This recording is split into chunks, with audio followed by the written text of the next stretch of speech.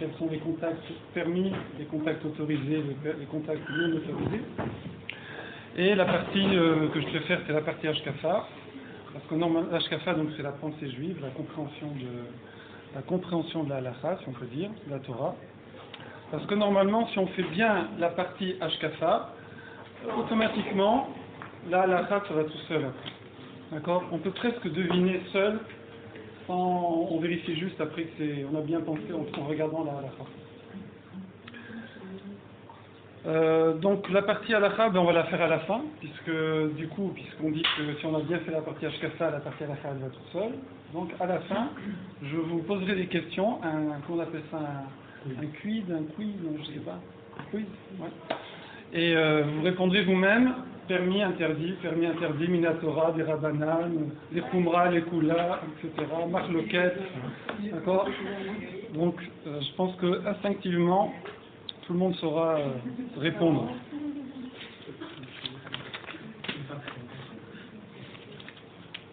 Alors, comment on appelle le contact physique en hébreu? La negia. Negia, c'est-à-dire toucher. Donc on entend parler parfois de gens qui disent « Moi maintenant je suis shomer negia ».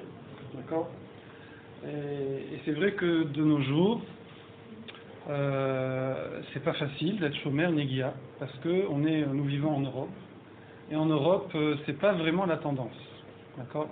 La tendance, c'est plutôt l'illimité dans tous les sens du terme.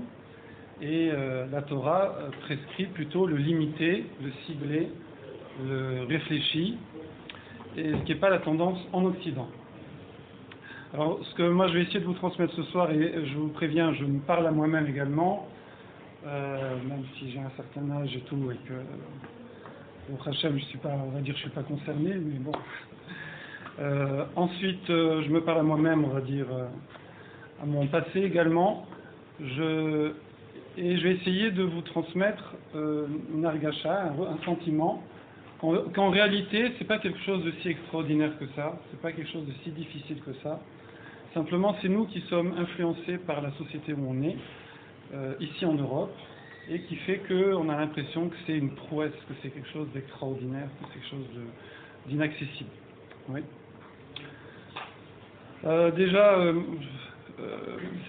Moi je pensais que c'était quelque chose d'impossible. J'ai appris quand j'avais 14 ans, j'ai fait un petit séjour à la Yeshiva à Strasbourg. J'ai fait une première tentative de tchouva qui a hélas pas abouti, d'accord. Je suis revenu plus tard.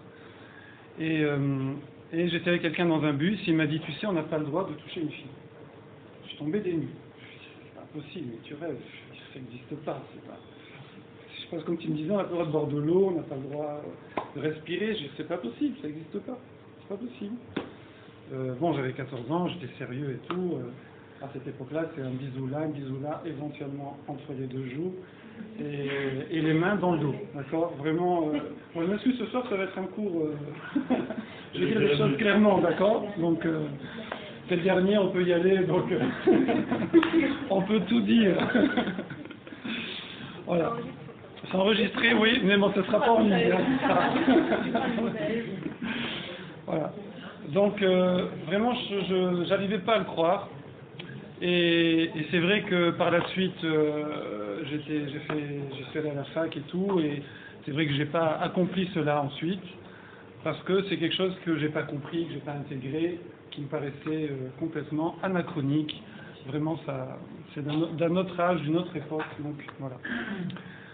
Ensuite, quand j'étais à la fac, je suis parti un moment au Japon. Je ne vais pas vous raconter toute ma vie, mais c'était pendant 4 mois là-bas. Et quand je suis arrivé, je suis retombé des nues. Pourquoi je suis retombé des nues? Parce que là, j'avais une vie d'étudiante bien remplie, assez sérieux, mais bon, étudiant quand même.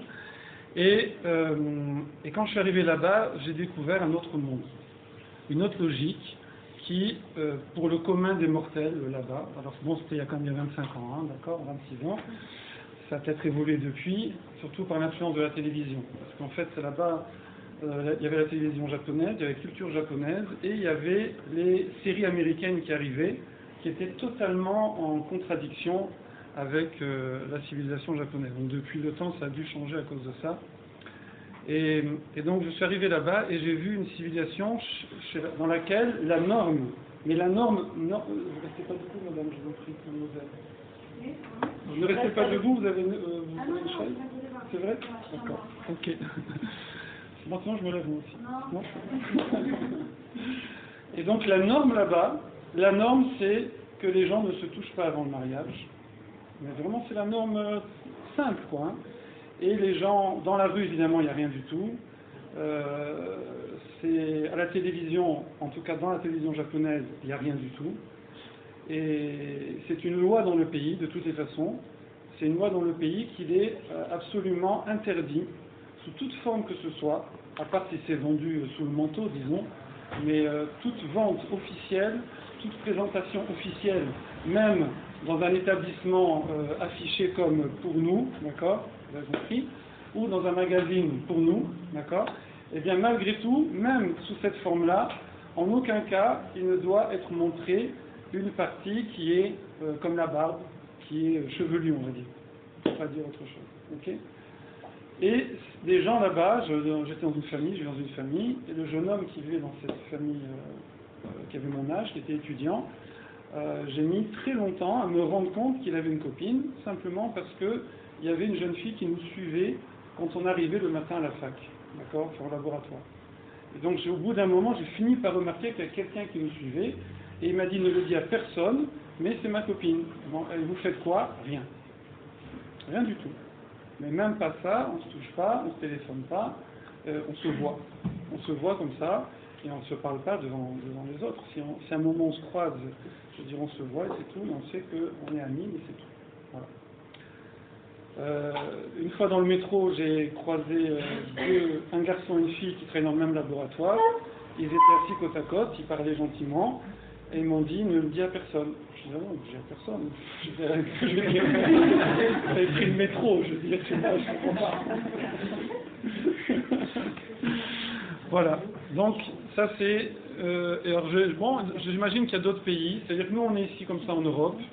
Mais j'imagine qu'en Asie, j'imagine, bon, dans beaucoup d'autres pays également, dans beaucoup de civilisations, il y a une norme qui n'est pas la même que notre norme ici en Europe, et en particulier en France, et même en particulier à Paris, d'accord, pour pas trop cibler, les normes sont différentes.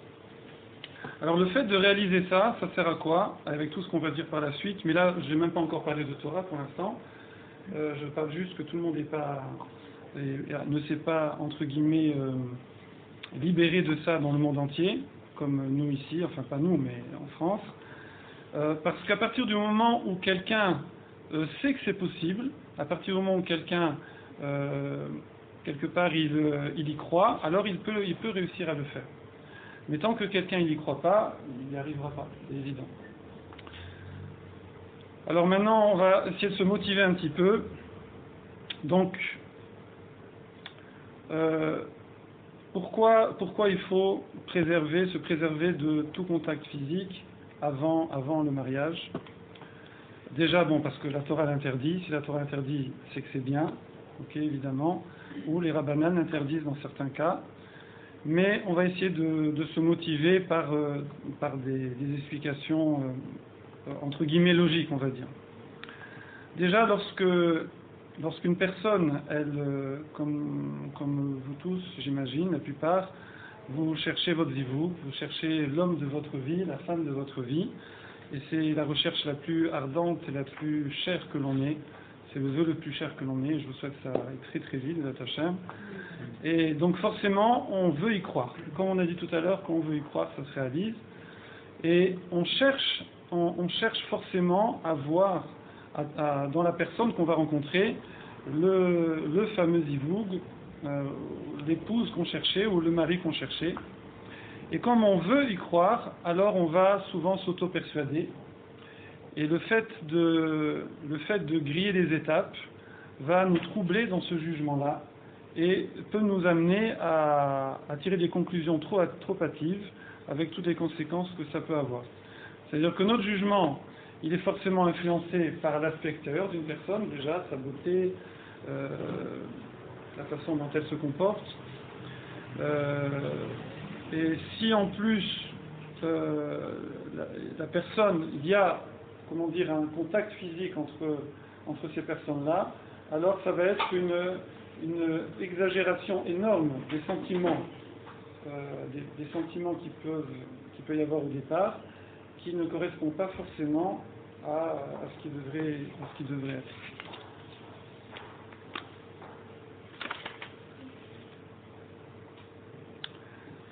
Donc ce que chacun a envie évidemment, c'est de faire le bon choix. Donc c'est d'arriver à rester lucide le plus longtemps possible, jusqu'au bout si possible. À partir du moment où quelqu'un va entretenir une relation qui est totalement dénuée de contact physique, et évidemment ce sera aussi avec une restriction dans les paroles, une restriction même dans les regards, je dis tout, je ne fais pas de cachotterie. Eh bien, à partir de ce moment-là, il va y avoir une construction qui va se faire. Une construction qui va se faire étage par étage. Vous allez construire l'Empire State Building, d'accord ?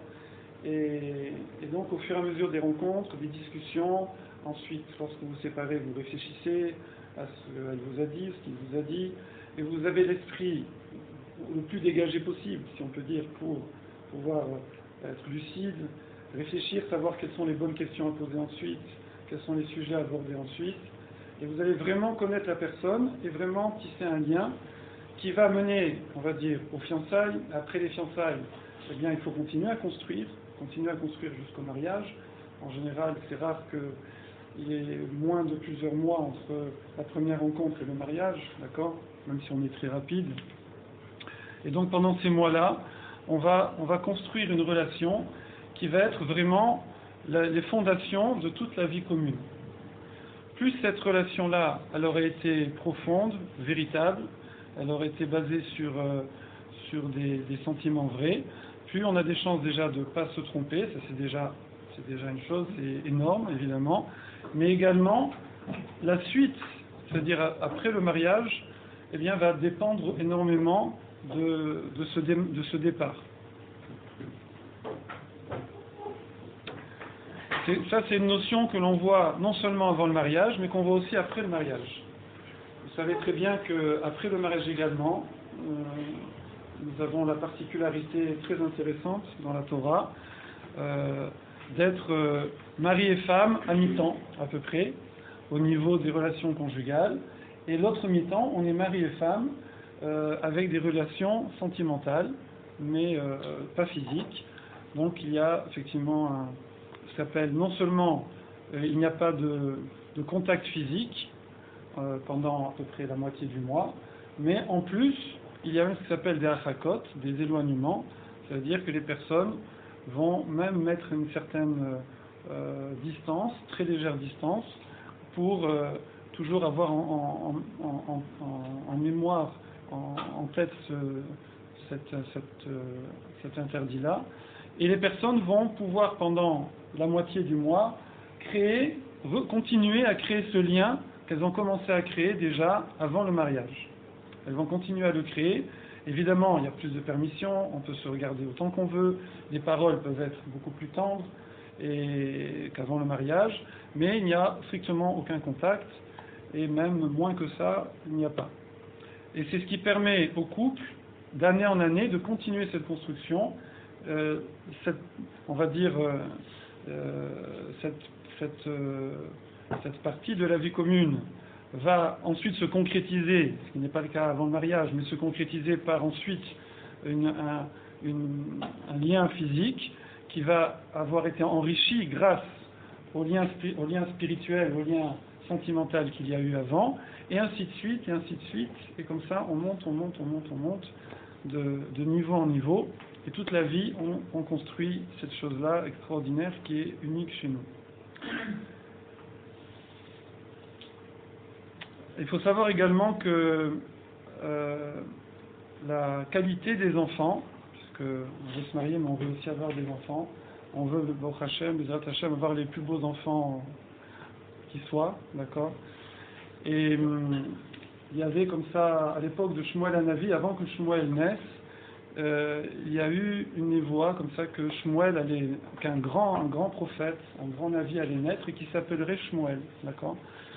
Et beaucoup de parents ont appelé leur enfant Shmuel.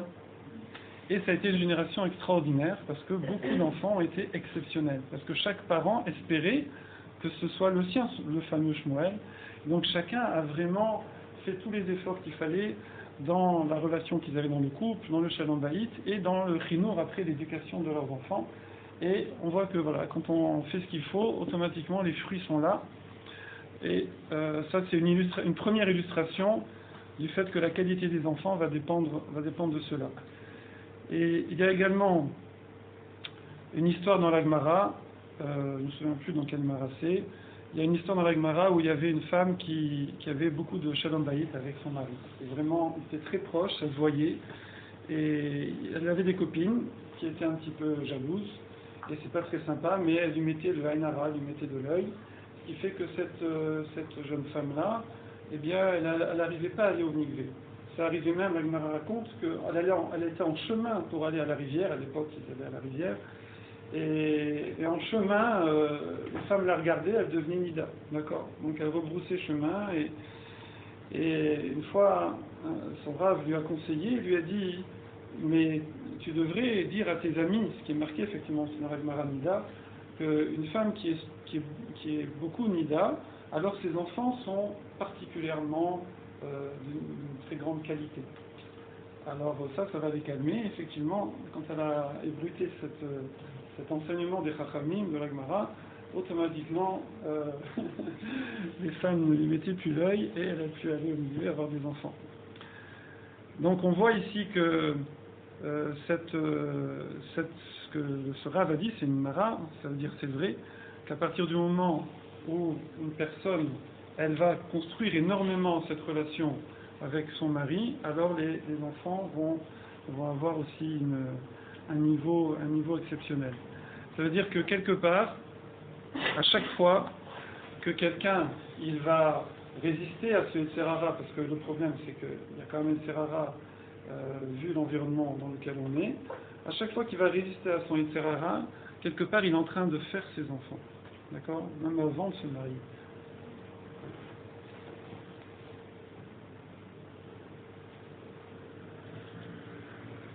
C'est-à-dire qu'avant de se marier, à chaque fois que la personne va éviter de faire cet interdit-là, elle va comme commencer à placer ce qui va être plus tard le fruit de son couple, de son amour, et ça va se traduire dans la qualité de ses enfants.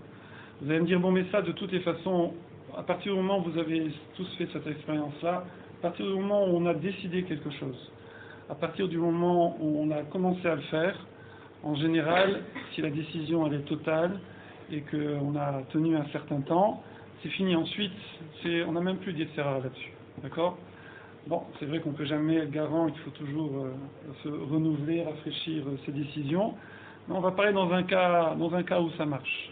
Quelqu'un, par exemple, fait tchouva sur Shabbat, et il a vraiment décidé, il a compris déjà à son niveau, à un premier niveau, ce que c'est Shabbat, c'est fini maintenant, même plus en rêve, quoi que ce soit, examen, ce que vous voulez, rien. Il n'est plus question pour lui de transgresser Shabbat.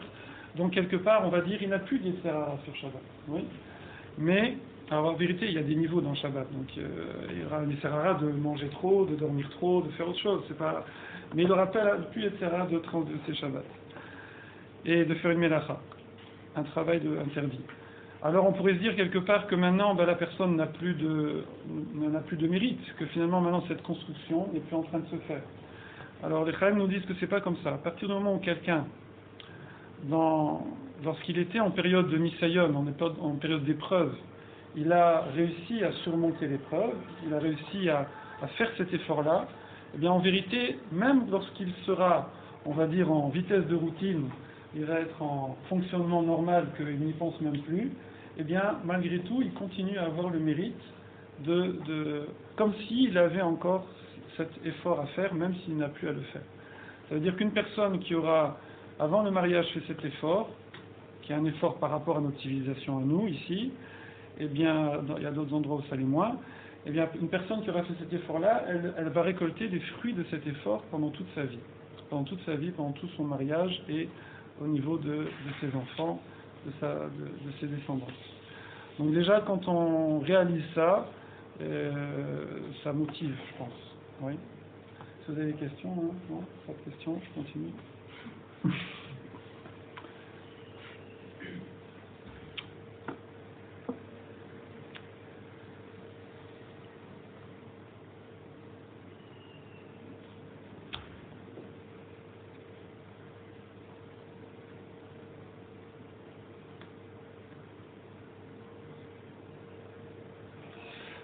Alors ça c'est déjà une première motivation. Ensuite il y a une deuxième motivation, c'est que si quelqu'un il va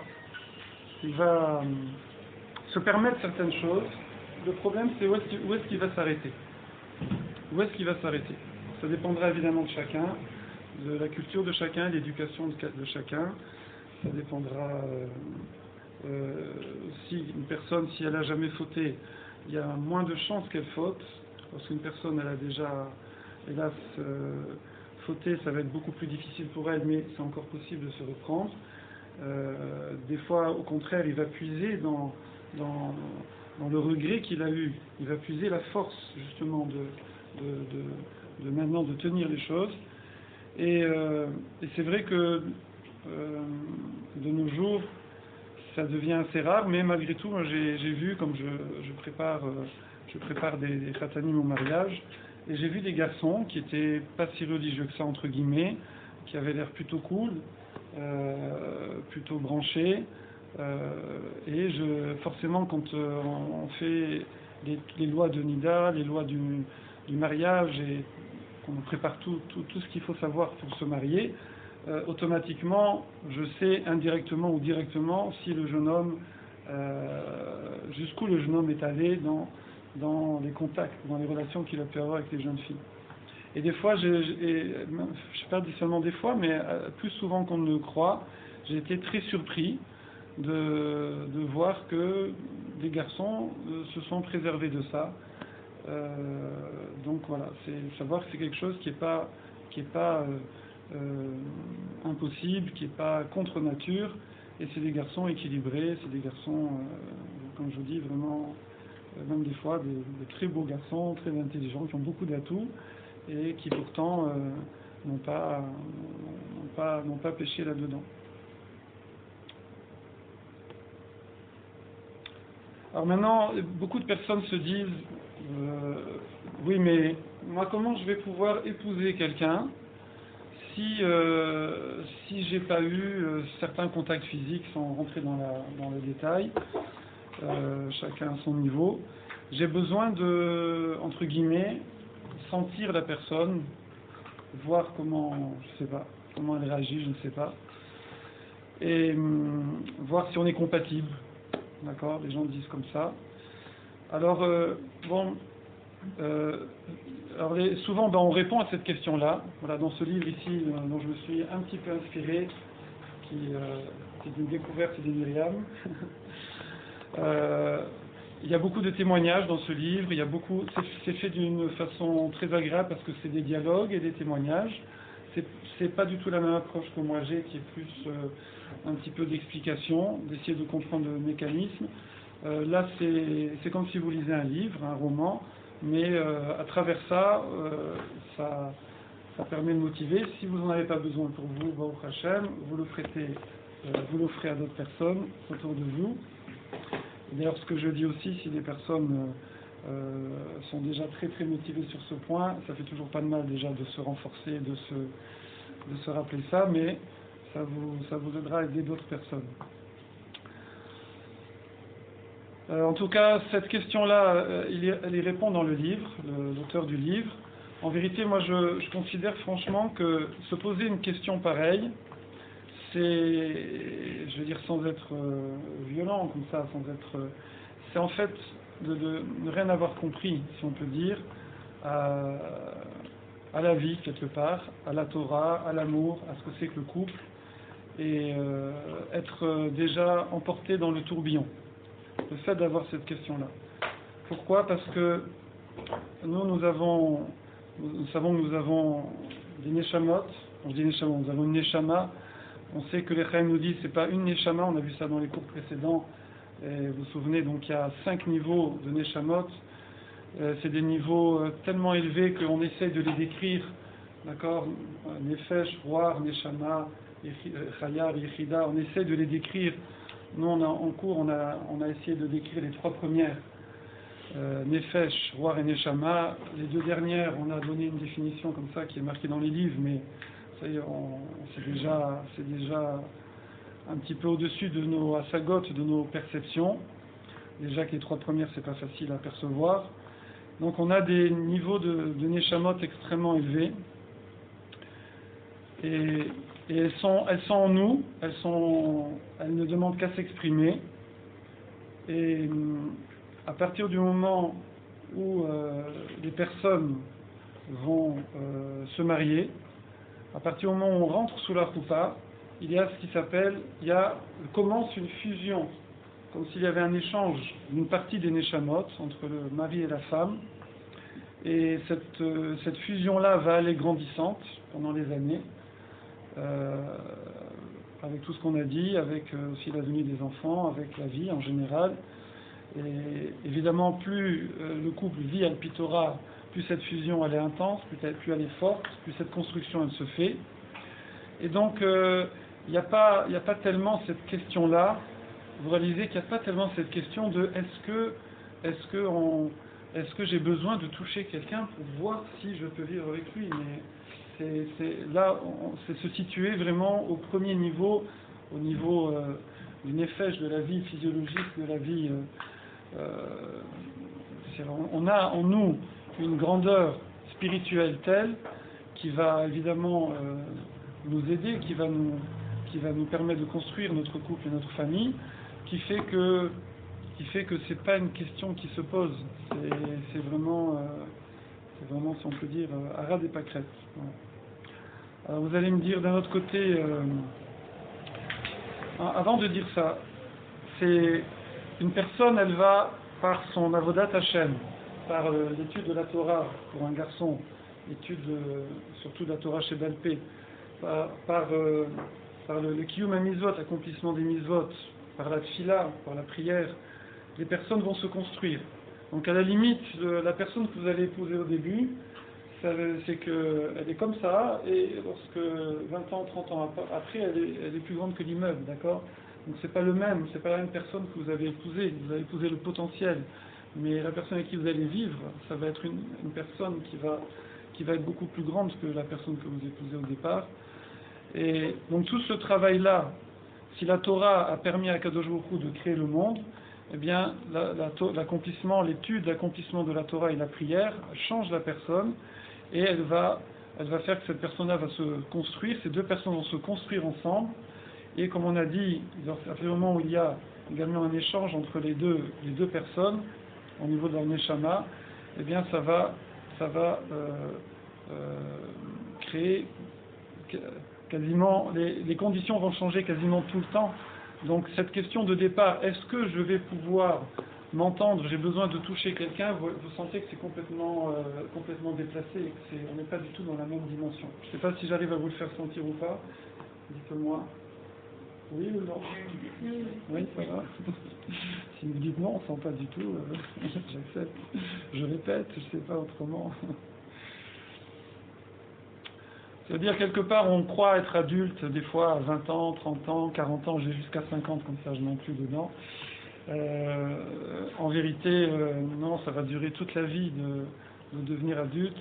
Et si vous trouvez la personne qui a compris ça et qui va appliquer ça, qui va appliquer cela, vous allez trouver la meilleure épouse qui soit, vous allez trouver le meilleur ami au monde qui soit.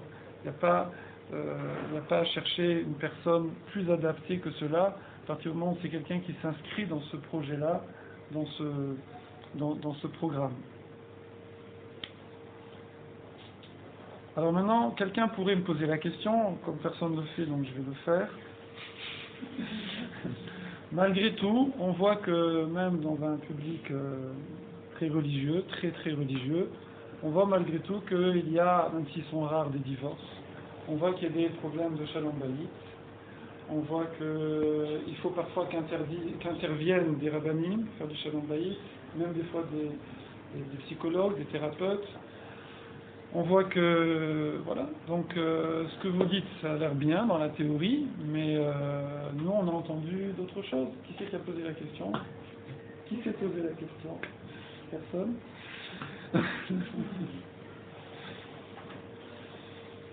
On va continuer à manger, on va boire. Hein. Alors, par contre, oui. Oui.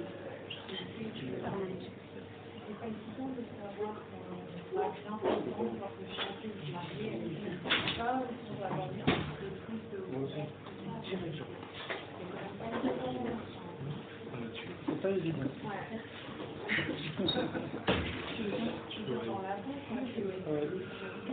En fait, que... Alors, ce qui fait... vous avez posé deux questions déjà. Qu'est-ce qui différencie ce lien du lien amical? Et comment on peut imaginer se marier avec quelqu'un sans l'avoir touché, sans clair. Ouais.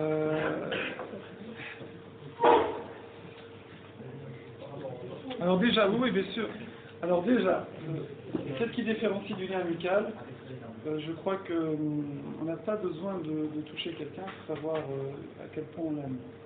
Je pense que par les regards, les paroles, les sentiments, le cœur qui bat simplement, quand on va voir la personne, quand la personne, votre téléphone sonne et vous voyez que c'est lui qui vous appelle, je pense qu'on sait qu'il y a des sentiments et on voit la force de ces sentiments par rapport à quand c'est une autre personne qui vous téléphone, une autre personne qui vient vous voir, quand vous avez du mal à le quitter après une rencontre.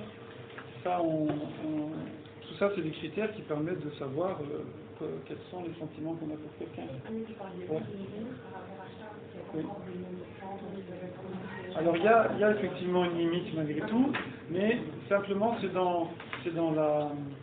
pas dans l'intensité, vous faites bien de le préciser, c'est pas dans l'intensité de la formulation, c'est dans les mots qu'on va choisir.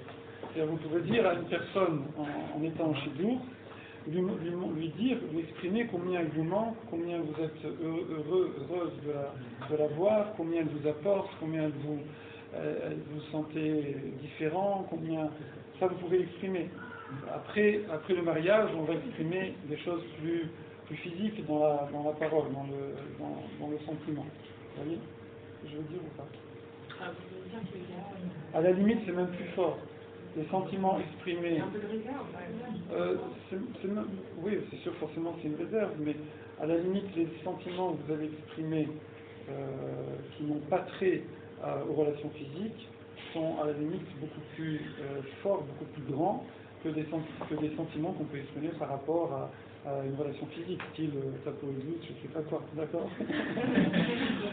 Qu'est-ce que vous préférez entre, je veux dire, quand je suis près de toi, plus rien ne compte, oui, et ta peau est douce. Bon, je sais pas. C'est vrai qu'après, il faudra dire aussi ta peau est douce, si c'est le cas. Hein, mais je pense que, et ça avant le mariage, on peut exprimer tous ces sentiments, il faut le faire même. Parce que c'est vrai que des fois, il y a des personnes qui pensent qui ont peur de le faire, et du coup, je vois des fois des garçons, des filles qui sont en chidour et qui n'osent pas exprimer certaines choses, n'osent pas s'engager. Ils ont peur d'y aller trop fort, si on peut dire, et puis du coup, ils doutent finalement, ils doutent de l'attachement de l'un à l'autre et ils ont l'impression, et puis après, c'est que c'est ping-pong après, parce que donc moi je doute, donc je ne m'investis pas trop, donc l'autre il le sent, donc il ne s'investit pas trop, et ainsi de suite. Et puis finalement, on en arrive à dire, j'ai un ami en ce moment qui est en chidour, et il n'est pas là, donc ça va. Et on en arrive à dire, et la jeune fille c'est pareil, écoutez, je sais pas, j'ai jamais eu un chidour pareil, tout va bien, j'ai rien à dire, mais je le sens pas. Et elle pareil. C'est pas possible, je veux dire, qu'est-ce qui se passe? C'est bizarre. Il est parfait, j'ai vraiment rien à lui dire, il est comme ci, comme ça, elle aussi, pareil, lui aussi. Et alors pourquoi? Parce que chacun n'ose pas abaisser ses cartes et dire les choses clairement. Et donc ça crée un sentiment extrêmement fort sans avoir besoin d'aucun contact. Maintenant, la deuxième question que vous avez posée, Et David, super, des questions. Alors, ceux qui ont une question, il a une part de gâteau.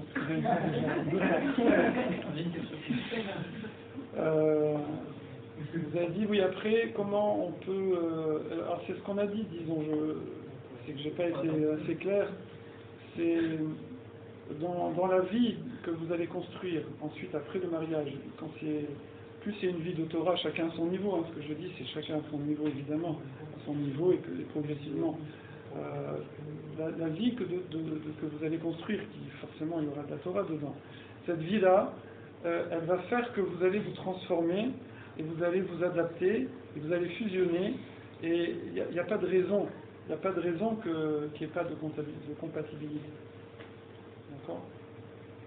Inversement, à partir du moment où la Torah elle interdit qu'il y ait un contact avant, c'est que forcément, c'est pas bon. Akadosh Baruch Hu nous a rien interdit pour le plaisir, évidemment. Il a créé ce monde, il nous a créé, et il sait comment ça fonctionne mieux que tout le monde. Personne ne va lui faire des leçons pour expliquer comment ça marche et dire je comprends mieux que lui. Et donc si lui nous l'a dit, c'est parce que c'est comme ça qu'on peut faire au mieux.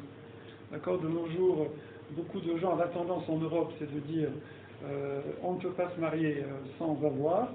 Et bien au contraire, on voit que depuis que, je parle chez nous, depuis que ça s'est relâché, et bien au contraire, il n'y a jamais eu autant de divorces. D'accord ? Donc c'est que ça ne marche pas du tout.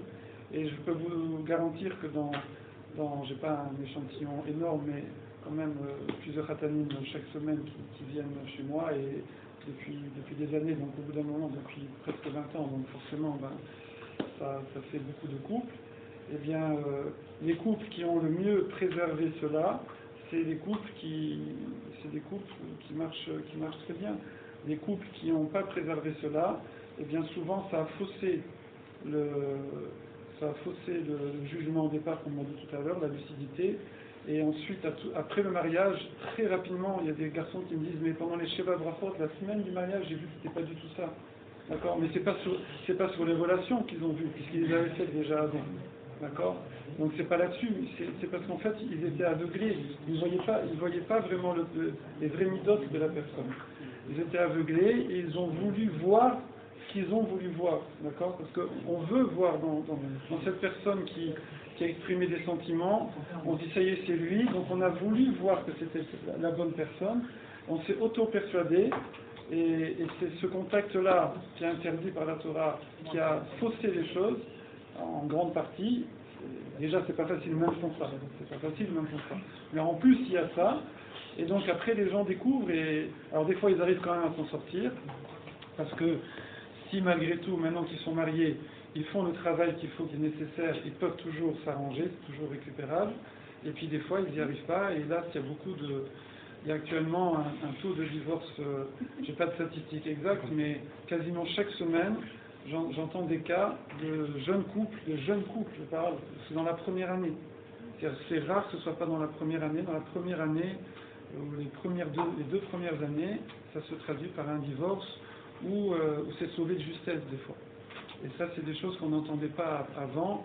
Et bon, je suis pas tout seul évidemment, on est une quinzaine à préparer des khatanim, on travaille dans le même groupe, donc on est sur tout Paris et province et banlieue. C'est centralisé par le consistoire, et donc le consistoire nous envoie les khatanim, et donc on observe tous la même chose. C'est navrant, quoi. À chaque fois qu'on prépare maintenant un khatan, on sait que ça va être très difficile après, et on a peur de ce qui va. On attend qu'il y ait 1-2 années qui passent pour se dire bon, ça y est, ouf, ça y est, c'est parti, maintenant on peut souffler, quoi. Ouais.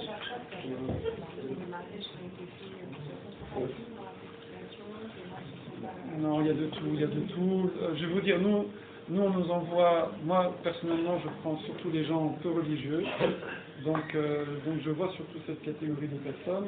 En général c'est des gens qui vivent ensemble, tout simplement, hein, ça, voilà, faut être clair. Donc c'est des personnes qui n'ont pas du tout gardé les tarim, les barrières de la Torah, et puis voilà, ça se traduit comme ça. Donc vraiment, c'est les personnes normalement qui devraient être les plus averties, les plus au courant de qui ils ont épousé, et pourtant c'est pas le cas. Alors maintenant, la fameuse question, alors comment se fait-il que des couples, on va dire, entre guillemets, très religieux maintenant, aient besoin de shalom bayit, aient besoin des fois de psychologues, aient besoin de... Pourquoi, et c'est très rare par contre là, mais pourquoi est-ce qu'il y a également des divorces dans cette catégorie de personnes? Est-ce que quelqu'un a une idée? Pourquoi? Comment ça se fait? Parce que ils n'évoluent pas à la même vitesse, ils sont d'accord sur l'évolution. Oui. On dit que la personne a été changée entre le moment où on l'a rencontrée et le moment où, après qu'on soit marié, la personne n'était plus la même. Alors en vérité, le changement dont on parlait, c'est plutôt une bonification. Ça peut être, non, mais ça peut être justement dans l'autre sens où alors c'est vrai, donc la Décheva, elle dit justement, il y en a un qui va avancer trop vite par rapport à l'autre, effectivement. Ça, c'est quelque chose qu'on nous dit tout le temps quand on... Ici, Baruch Hashem, donc c'est des cours mixtes, donc on est tranquille, vous pouvez venir en couple, donc on peut avancer en même temps. Mais c'est vrai que des fois, il y a des cours, il y a des hommes qui commencent à multiplier des cours, qui vont à des cours, et le lundi, et le mercredi, et le jeudi, et Shabbat et tout, et pendant ce temps, leur femme, elle va à rien du tout. Alors ça, quand on voit, ça, voilà, il y a un décalage qui se creuse, donc ça, systématiquement, quand quelqu'un repère ça, quelqu'un qui fait des shiurim, qui a des élèves, il doit lui dire, attends, est-ce que tu vois quand on lui commence à parler de problèmes, de décalage entre le couple, il dit, attends, mais soit tu te construis, mais il faut que soit tu ralentis, soit ta femme accélère, mais tu peux pas. On va même jusqu'à dire à une personne, ralentis parce que tu ne peux pas te décaler comme ça. D'accord? Après, il y en a qui ont des tas de moyens, il peut réviser ses cours à la maison avec son épouse, il y a plein de choses à faire, hein, évidemment. Il y a plein de choses, mais il faut toujours faire attention à ce décalage-là. Après, qu'est-ce qui se passe? Le problème, c'est quand on ne fait pas bien les choses, parce qu'on a dit que ça transforme, d'accord? Mais ça transforme si on va jusqu'au bout. C'est-à-dire si quelqu'un y fait effectivement la tefila comme il faut, s'il fait attention ensuite aux relations hommes-femmes, après le mariage aussi, au travail, avec ses collègues, je ne sais pas, à la fac s'il est encore étudiant, il y en a qui se marient en étant étudiant, j'ai plusieurs élèves qui sont mariés en étant étudiants. Et donc tout ça, il faut continuer. Si on ne fait pas attention à ces choses-là, alors effectivement, ça marche pas, d'accord? C'est à partir du moment où les deux font ce qu'il faut, alors ils grandissent ensemble, et ça ne peut aller que de mieux en mieux. Et il y a aussi un autre facteur, c'est que c'est aussi l'influence de la société actuelle, c'est qu'on est dans une société speed. On est une société qui a besoin de résultats très rapidement. Et donc souvent les gens ils sont à la limite conscients de ça, mais ils n'ont pas la patience. Et mesdames, mesdemoiselles, bientôt mesdames, il faut, vous, avoir peut-être un peu plus de patience que les garçons. Pourquoi? Parce que le fonctionnement, enfin, l'homme et la femme ne sont pas créés de la même façon. L'homme a une construction toute sa vie beaucoup plus intense, beaucoup plus importante. C'est pour ça qu'il a l'obligation de l'imoud la Torah d'un imoud particulier. La femme doit apprendre la Torah pour l'accomplir, et apprendre les Hashkafot, le Moussar, je veux dire, mais elle n'a pas le limoud la Torah, on va dire, de la Torah orale Beiyun, dans une certaine forme de limoud, que l'homme, lui, il a, parce que c'est ça qui va le construire. L'homme aussi a la Brit Mila, la femme ne l'a pas. La femme, on a déjà parlé de ça souvent ensemble, la femme, elle est shlema, elle est complète, elle a tout en elle, elle a juste à développer, elle a juste à protéger et à développer. D'accord? Alors que l'homme, lui, c'est un chantier, il doit construire. D'accord? Donc, du coup, effectivement, et une femme, elle doit apprendre à aider son mari à faire cette construction-là, à être patiente, à ne pas le dévaloriser, même si elle voit que c'est pas encore ça. Plus elle va le valoriser, plus elle va l'aider à se construire petit à petit. Pareil pour l'homme, dans le développement de la femme. Vous savez comment on transforme une épouse qui ne sait pas du tout cuisiner en cordon bleu? Que des compliments, que des compliments, que des compliments. Je l'aime grillé comme ça, je l'aime cru, je l'aime trempé, les pâtes, j'aime quand ça je prends la cuillère et que je sors toute la marmite au bout de la cuillère. C'est comme ça, et vous allez voir que naturellement, rien qu'avec des bouquins, elle va devenir un cordon bleu, c'est tout. C'est pareil dans la vie, c'est pareil pour le mari. Vous valorisez chacun de ces petits efforts, de ces petits progrès, chaque millimètre, si c'est que des millimètres, chaque mètre, si c'est des mètres, tant mieux. et la personne, ça va lui permettre de s'épanouir et de grandir. Donc il faut avoir cette patience-là.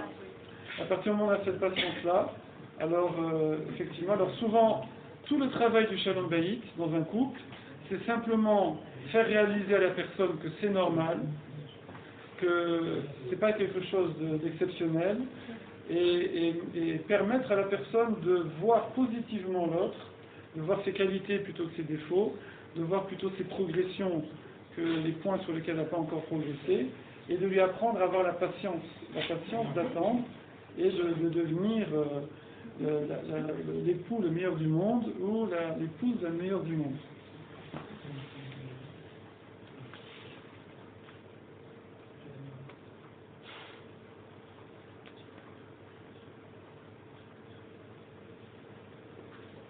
Donc à partir de là, comment est-ce qu'il faut choisir, sur quels critères il faut choisir son partenaire?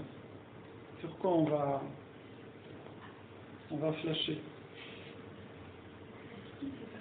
Comment? Physiquement déjà, bravo. Bon, j'ai super bien expliqué.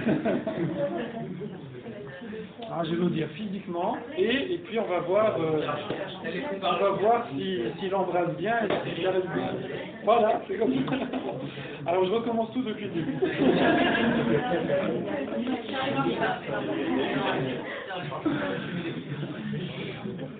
Non, alors c'est sûr qu'il y a une compatibilité physique, ça on ne la nie pas. Je veux dire, c'est évident, non, c'est évident. On va pas chercher ça, d'accord? Voilà. On va pas chercher. Mais malgré tout, ça va pas être le critère principal. Un critère, mais pas principal. D'accord? Oui. La gentillesse, les midotes, la complicité. Oui. Là, d'être sur la même